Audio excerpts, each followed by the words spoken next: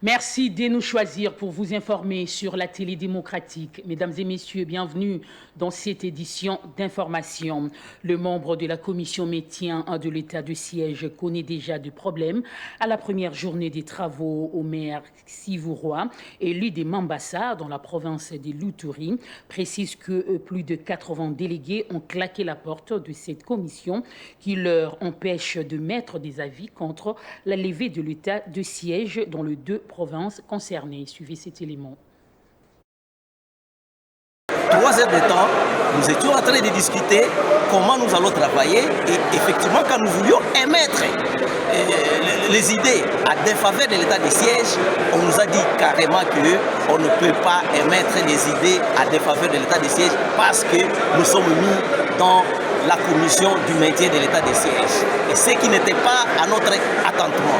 Et voilà pourquoi nous étions environ une centaine de personnes et nous avons décidé de claquer la porte et environ 80 personnes, nous avons décidé à claquer la porte pour aller rejoindre la commission du lever de l'état de siège et c'est là que nous allons émettre nos idées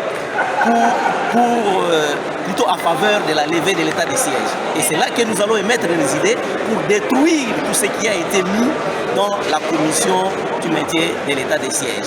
Et il y a la société civile de Nord Kivu, la société civile de l'Ituri et nous les politiques, nous avons dit non, nous n'allons pas continuer à travailler dans cette commission qui ne veut pas assez que nous puissions émettre les idées contraires de ce qu'eux venaient de préparer. Au départ, on nous a dit qu'on peut tourner dans toutes les commissions si on le veut. Et voilà pourquoi, quand nous avons vu qu'il y a des blocages dans cette commission, dans laquelle on nous a mis sans notre consentement, et nous avons commencé les travaux là-bas en pensant que c'est là que nous allons émettre les idées contraires de ce qui est écrit pour l'état de siège. Donc les idées contraires pour essayer de détruire l'état de siège, c'est les idées de lever l'état de siège. Et comme ils n'ont pas voulu, ils ont voulu nous obliger à maintenir l'état de siège, à maintenir les idées qui se trouvent dans leurs documents. Et nous nous sommes dit non. Environ 80 personnes, les députés provinciaux et nationaux du Nord Kivu et les membres de la société civile, tous nous avons quittés. Mais il y a certaines personnes qui sont des cabinets de gouverneurs qui ont été filtrés dans cette commission. Il y a aussi des gouverneurs du Nord Kivu et de l'Ituri qui ont été infiltrés dans cette commission, mais qui restent là-bas.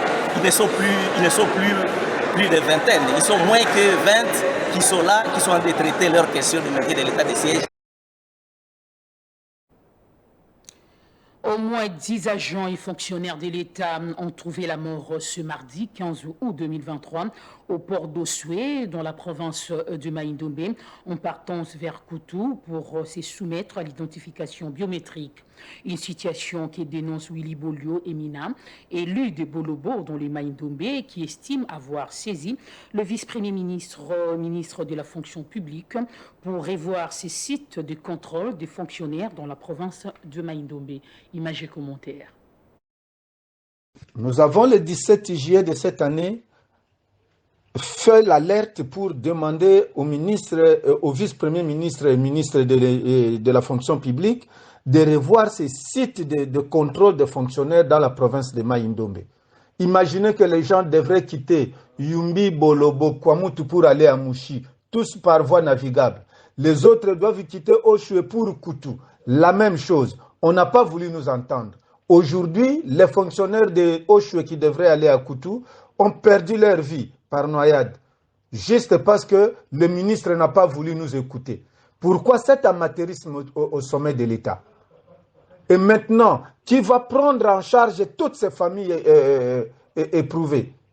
Donc moi je pense que nous mettons tous ces morts-là sur le dos du ministre de la fonction publique. On doit mettre fin à l'amateurisme au sommet de l'État. Au lieu que les peu de délégués arrivent sur les lieux de contrôle, il doit obliger plusieurs de milliers de fonctionnaires à se déplacer pour aller dans le coin, et ne sachant pas par quelle voie ces gens devraient arriver. Pourquoi n'avaient-ils pas mis les moyens à leur disposition pour qu'ils se déplacent aisément? Maintenant, nous avons perdu les gens. et ils se frottent les mains pour faire ce qu'ils veulent. Maintenant, la province de Mai-Ndombe est en train de pleurer les fonctionnaires. Paix à leurs âmes.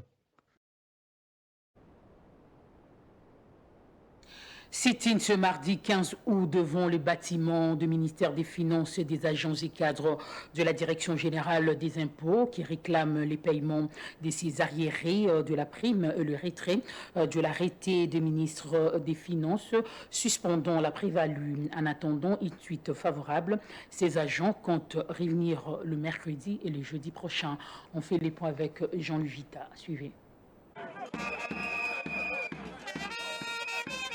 Malgré les promesses du ministre des Finances de surseoir son arrêté du 15 mai 2023 sur les prix valus des agents du régime financier, les cadres et agents de la Direction générale des impôts, DGI en sigle, étaient au rendez-vous ce mardi 15 août devant le cabinet du ministre des Finances pour exiger le retrait pur et simple de son arrêté. Willy Moutia, président de l'intersyndicale de la DGI, revient sur l'essence de cette action. Aujourd'hui, nous sommes au-delà de 10 jours, donc un mois presque et demi. Trop, c'est trop. En concertation avec les agents, lors de l'Assemblée générale du 26, il nous a été demandé de faire le sitting pour en faire entendre notre voix, afin que nous recouvrions nos droits, qui est le report de l'arrêté d'abord du ministre, et puis nos arriérés de 2020, 2021, 2022, qui s'élevaient à 62 milliards aujourd'hui, c'est déjà au-delà. C'est ainsi que l'intersyndicale de la DGI s'est engagé à écrire aux autorités pour faire respecter et entendre la voix des agents et cadres pour organiser le sitting de 3 jours devant le cabinet du ministère des Finances. Autre chose, c'est le paiement des arriérés de primes de rétrocession qui datent depuis plusieurs mois. Mais là, une porte s'ouvre puisque nous aurons encore à nous réunir cet après-midi avec le ministre des Finances. J'espère que de cette réunion, tout sera clair et nous reviendrons ici même faire la restitution aux agents et cadres de la DG. Donc, demain matin, je crois que j'ai répondu à votre question. Je pense que la solution doit être trouvée. Je suis certain que la solution doit être trouvée. Parce qu'on dit trop, c'est trop. Il tient de rappeler que ce sit-in s'effectuera pendant 3 jours où les agents seront tous devant le bâtiment du ministère des Finances pour dénoncer à haute voix la mauvaise foi de Nicolas Kazadi en cherchant à paralyser ce secteur des régies financières. Dans le reste de l'actualité, les bénéficiaires de la 4e édition du programme Excellentia ont reçu demain de la première dame des bourses d'études universitaires pour une durée de 5 ans. Présent à la cérémonie, le président de la République, Félix Antoine Tshisekedi, note que grâce à cette initiative de la Fondation Denise Nyakero Tshisekedi, la République démocratique du Congo aura des jeunes formés de la meilleure manière. On fait les points avec Nathalie Kassongo. Suivez. Ils sont au total 58 finalistes du secondaire de l'année 2021-2022 qui ont reçu le certificat marquant ainsi leur entrée dans la famille Excellentia. Au cours de cette cérémonie haute en couleurs et pleine d'émotions organisée par la Fondation Denise Nyakero Tshisekedi, les prouesses des aînés Excellentia ont été mises en exergue. C'est pour ça que je remerciais tout à l'heure la première dame parce qu'elle a très vite compris mon message et elle a mieux fait que moi, mieux fait que ce que j'entendais. Elle a voulu travailler à rendre les jeunes Congolais excellents. Et donc ça veut dire que cette initiative, c'est vraiment une chance pour la République démocratique du Congo. En 4 années, l'ambitieux programme Excellencia a su faire ses preuves, s'est rempli d'émotions que la présidente de la Fondation Denise Nyakero Tshisekedi a suivi des témoignages percutants des bénéficiaires de la bourse Excellencia. De plus en plus, la famille s'agrandit, la famille Excellencia.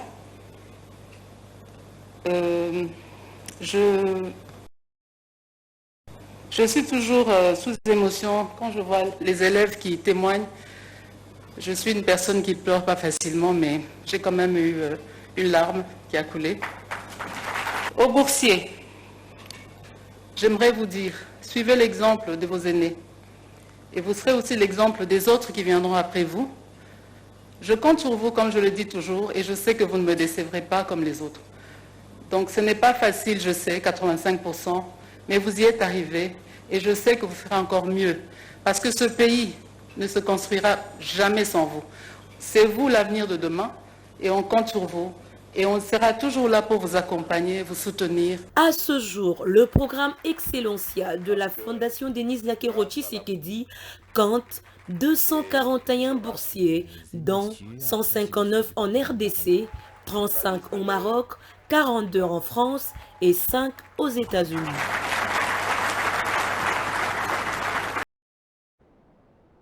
Autre actualité dans ce journal, le ministre de la Communication et Médias, Patrick Mouyaya, s'est entretenu ce mardi 15 août 2023 avec la direction générale de la radio-télévision nationale congolaise RTNC et celle du réseau national des télécommunications par satellite Renatelsat au centre d'émission des Binza Pigeons à Kinshasa. Patrick Kangakutu, suivi.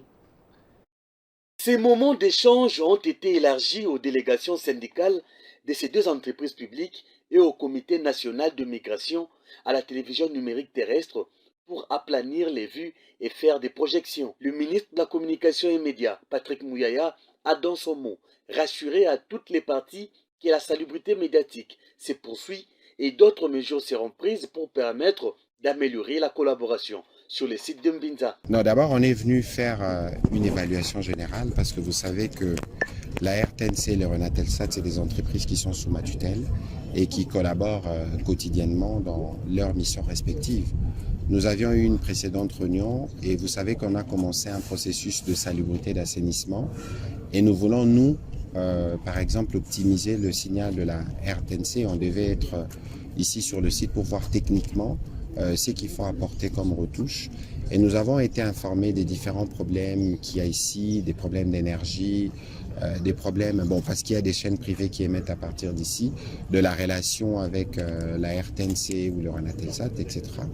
Nous avons fait le point et je pense que dans les jours qui viennent, nous allons prendre d'autres mesures qui permettront d'ailleurs d'assurer un peu plus, d'améliorer la collaboration, le fonctionnement sur ces sites stratégiques des Binza, parce qu'on a vu aussi qu'il y a encore un travail à faire avec les chaînes de la TNT. On a commencé un processus de salubrité. On est satisfait parce que la dernière fois qu'on est arrivé ici, il y avait des laptopeurs partout. S'agissant de la modernisation du Renatelsat, le ministre promet que le gouvernement congolais ait décidé d'équiper ces transporteurs congolais sur satellite pour plus de souveraineté et de conformisme. Les soucis techniques, il y en a partout. Nous sommes engagés dans un programme de modernisation des médias publics. Je pense qu'on a donné un coup plus fort du côté de la RTNC, mais ce n'est pas suffisant parce qu'il faut regarder les provinces, il faut regarder comment on numérise toute la chaîne. Mais il y a aussi un travail qui se fait au niveau du Renatelsat parce qu'il faut d'abord arriver à mettre à clarifier son statut juridique et c'est un travail que nous finalisons déjà avec le cabinet du Premier ministre, mais qu'ensuite il y a des besoins matériels clairs en termes de renforcement qui doivent se faire à un autre niveau et ça c'est des choses que nous avons déjà soumises au gouvernement et pour lesquelles nous attendons des réponses. La ville-province de Kinshasa a informé aux Quinoises et Quinois qu'après avoir observé plusieurs cas d'incendie dans les usines et autres bâtiments de la ville-province de Kinshasa, il sera diligenté dans les jours qui viennent une mission des contrôles. Le ministre de l'Intérieur et Sécurité provincial Gracien Sakala annonce la mise sur pied d'un programme multisectoriel de lutte contre les incendies. On l'écoute dans cet extrait. Suivez. Quinoises et Quinois, il s'observe depuis quelque temps, à travers la capitale, et particulièrement dans plusieurs usines, des cas d'incendie provoquant plusieurs dégâts matériels et des pertes en vies humaines. Ces incendies de diverses souches doivent être mieux gérés au travers d'une prise en charge conséquente des sapeurs-pompiers, mais également par une prévention des Quinois, au moins des extincteurs mis à leur disposition.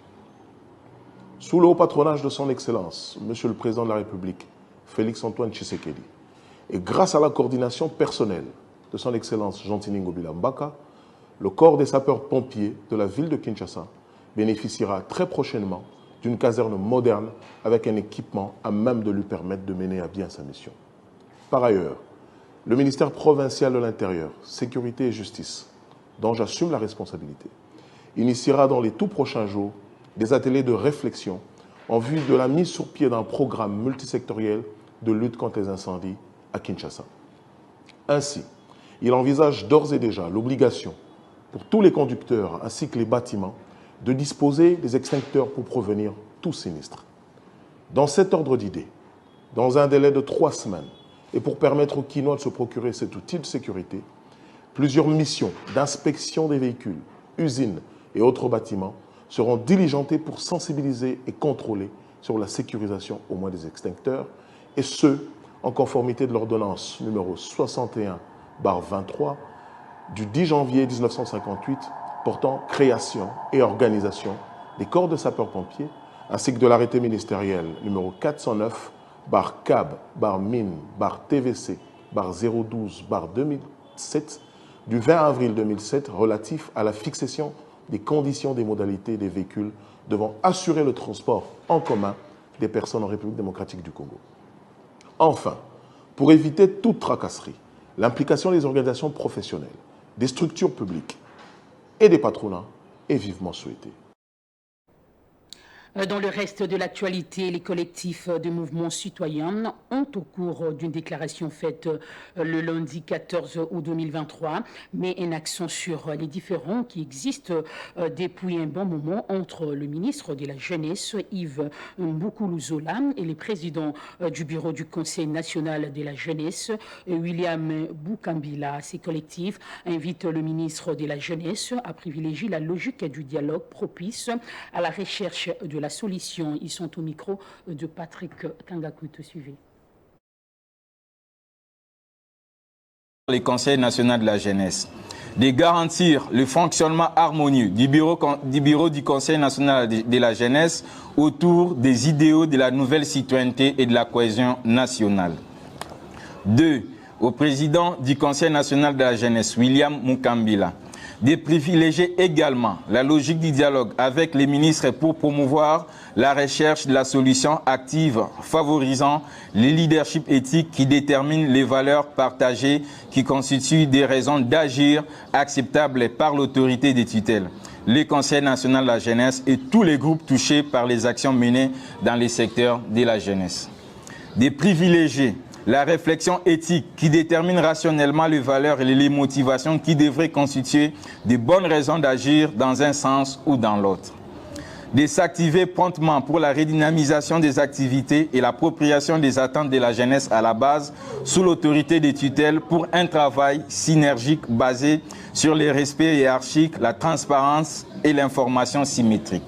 Ainsi, sous réserve du consentement du ministre de la Jeunesse, initiation à la nouvelle citoyenneté et cohésion nationale, Yves Mboukoulou-Zola, et du président du bureau du Conseil national de la Jeunesse, suspendu William Boukambila, nous nous accordons d'offrir les bons offices propices au règlement pacifique qui rétablirait les climats relationnels de confiance, de paix, de collaboration et coopération, ainsi que l'unité et la cohésion propice à la nouvelle citoyenneté. Fête à Kinshasa le 14 août 2023, les mouvements signataires, Mouvement citoyen Bis au peuple, Mouvement citoyen Engagement citoyen pour les changements HRDC, Mouvement citoyen Respublica, Mouvement citoyen Lutte pour les changements Loucha, Mouvement citoyen INAF, Mouvement citoyen ECOKI. Un lancement officiel ce mardi de la campagne dénommée Debout la patrie en ville de Butembo. Cette initiative du mouvement citoyen La Voix du peuple vise à amener la population de Butembo à s'impliquer à l'éradication de l'insécurité à travers ces coins de la République démocratique du Congo. On en parle dans ces reportages de Diallo Kaindo. Suivez. Tout s'est déroulé à Vichai. Cette cellule est réputée des lieux de cachette et de supposés bandits. Nous sommes aussi de la ville de Butembo. Pour cette journée inaugurale, les hommes, femmes et les jeunes étaient dans les viseurs du mouvement citoyen La Voix du peuple, initiateur de cette campagne. Selon M. Kasereka Jérôme Aloul, l'un des cadres de ce mouvement citoyen, le but poursuivi par cette campagne est d'amener la population à s'impliquer davantage dans la sécurité de son milieu de vie. Nous avons aussi la sécurité, nos mamans et papas, de pouvoir se mobiliser pour qu'ils mettent un jour au monde des enfants qui sont des militaires, des enfants qui seraient aussi des policiers, de sorte qu'ils apportent un plus sur la sécurité de notre milieu.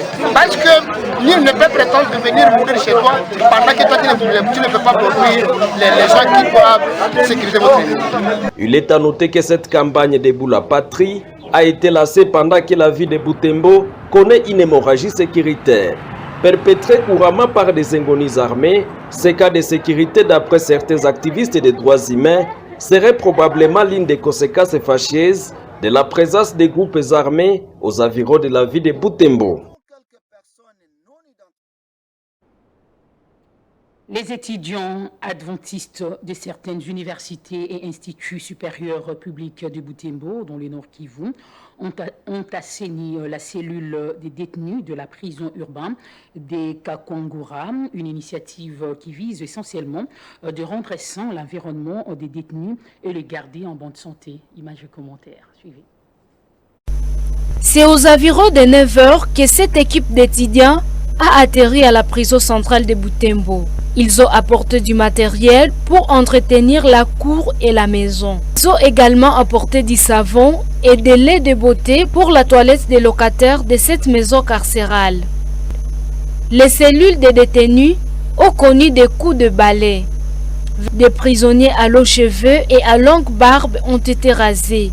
Le représentant de ces étudiants adventistes, M. Plaisir Maoulou, indique que ces travaux visent à rendre sain l'environnement des détenus pour le garder en bonne santé et le prévenir de maladies. Nous avons jugé être dans la communauté, à la prison centrale de Butembo, compatir avec nos frères et sœurs qui sont là, en balayant, en nettoyant la pavé et le mur des différentes cellules de la prison de Kakwangura. L'aumônier de la prison de Kakwangura a salué cette œuvre posée par les étudiants pour rendre propre la prison et ses locataires.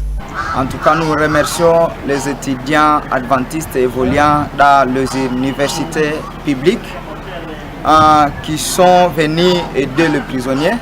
Et aujourd'hui, la prison est vraiment propre. C'est la 3e fois que cette association d'étudiants adventistes effectue les salongo à la prison de Kakwangura. Né handicapé, dépourvu de bras, Elisha Muzomeli est un artiste peintre malgré son handicap. Comme qui dirait, un handicap n'est pas une fin en soi. C'est le début d'une nouvelle existence. Suivez. Pinceau entre les orteils, Elisha Muzomeli est bien concentré devant un tableau. Il dessine un milieu qu'il perçoit comme son village natal de Kokola, un territoire de Béni, détruit par une guerre interminable. C'est le village de Kokola où je suis né. La guerre devient persistante dans ce village et les gens se sont déjà vidés de ces milliers. Elisha Muzomeli est né handicapé, dépourvu de ses bras, mais il mange, lessive, extrait du sable de la rivière et fait tout avec ses pieds, témoigne sa tutrice. Malgré qu'il n'a pas de bras, c'est une personne normale.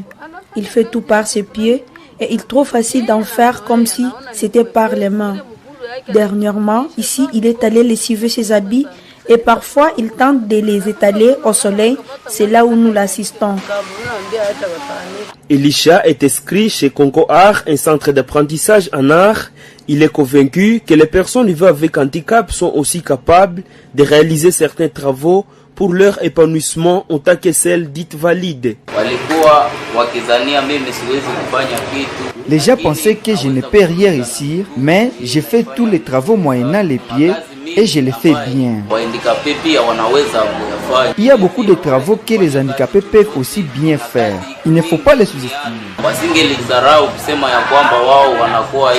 Anselme Mouassa, son encadreur, témoigne de son adaptation rapide. Le regard des autres n'est pas un frein pour lui. Il veut voir Elisha devenir indépendant. Ses œuvres sont exposées chez Congo Art.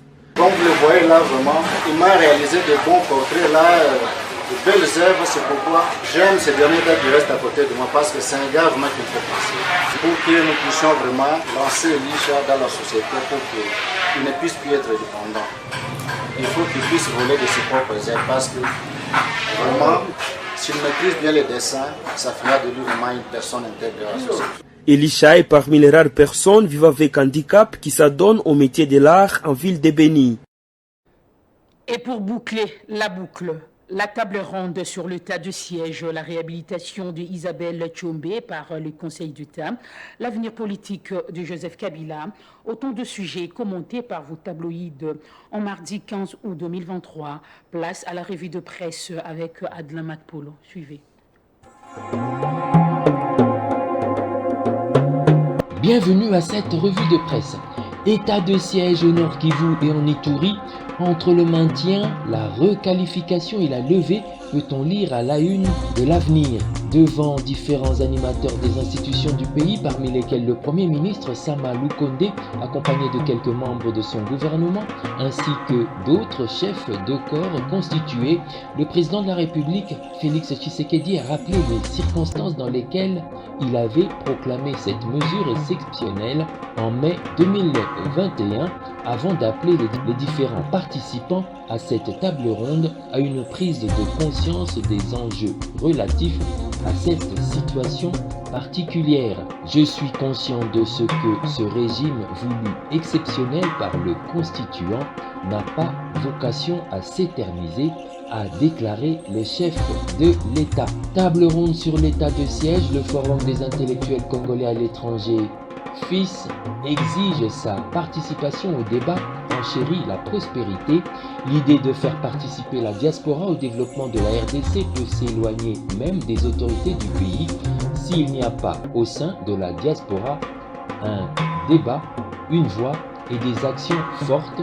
Nous exigeons notre place dans ces débats parce que le patriotisme, nous aimons aussi comme les nationaux notre pays, la RDC, a confié Dr Joël Ngoy Nchiso, le président du FIS, à la prospérité.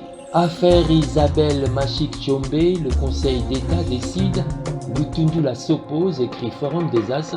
En effet, par sa décision du 11 août courant, le Conseil d'État rétablit Isabelle Machik Tchombe dans ses droits. Il enjoint le chef de la diplomatie congolaise de clôturer la procédure disciplinaire enclenchée depuis le 25 janvier dernier à l'encontre de la diplomate congolaise en poste à Paris en qualité d'ambassadrice, tout en l'instruisant de soumettre les conclusions de la commission de discipline ad hoc au magistrat suprême. Pour Christophe Lutundula, note Forum des As, le dossier d'Isabelle Tchombe est un dossier purement administratif et non politique. De son côté, maître Nkombe Bofola Jean-Pierre, avocat d'Isabelle Machik Tchombe, sa cliente n'a jamais été notifiée d'une quelconque décision de sa révocation, mais c'est à travers les réseaux sociaux qu'elle a pris connaissance de la fameuse décision. En conclusion, Isabelle Tchombe n'attend que son retour en poste en exécution de l'ordonnance du Conseil d'État. Affaire à suivre. Après 18 ans à la tête de la RDC, Joseph Kabila, fin carrière ou repos politique, s'interroge vraie thématique. Après sa dernière sortie médiatique en juin 2023, il a promis de parler, puis plus rien. Entre-temps, le FCC s'est définitivement mis à l'écart du processus électoral. Que nous réserve alors Joseph Kabila, qui, en décembre 2018, avait annoncé qu'il n'excluait pas de revenir aux affaires après 2023. Il devient une énigme alors que l'échéance du 20 décembre 2023 avance à grands pas, relève vraie thématique.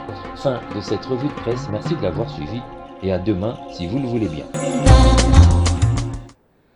Ce journal est terminé, réalisé par Brandon Milalo, Jérémy Molo-Cantoni, sous la supervision de Bijon Djodjivateko. D'ici là, portez-vous bien et très bonne suite de programme sur la RTVS 1, le miroir du monde, Inch'Allah.